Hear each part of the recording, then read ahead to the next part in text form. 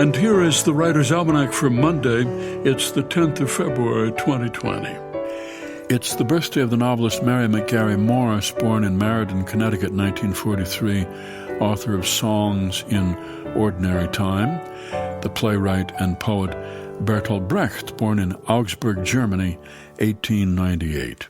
Bertolt Brecht, a Marxist who regarded his plays as social experiments, did not want the audience to become emotionally involved with the story, rather to acknowledge the stage as a stage and the actors as actors and not as real people.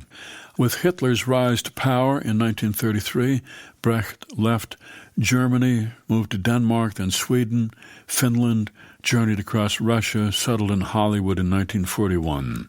As in Germany, his books were burned and his citizenship was withdrawn.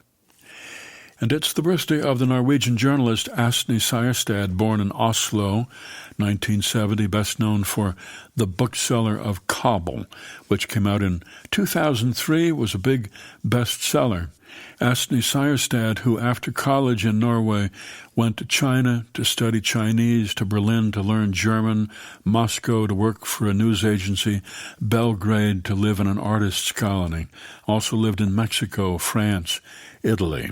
She became fluent in 5 languages and okay, as she puts it, in 4 more.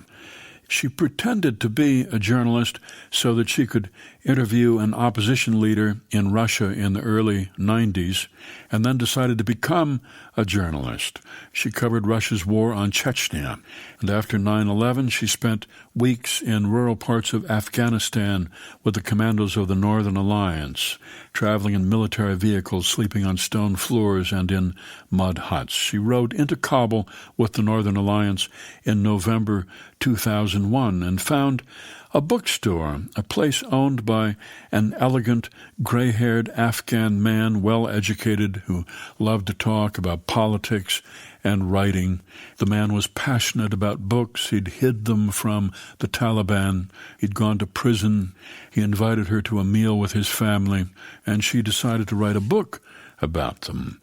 She lived with them for 3 months, and the book she wrote, The Bookseller of Kabul, was a huge success, except with the bookseller himself, who was not happy about the way he'd been portrayed, and he flew to Norway to denounce her, and wrote his own book called Once Upon a Time, There Was a Bookseller in Kabul, about how a Norwegian troll visits Afghanistan and abuses his family's hospitality.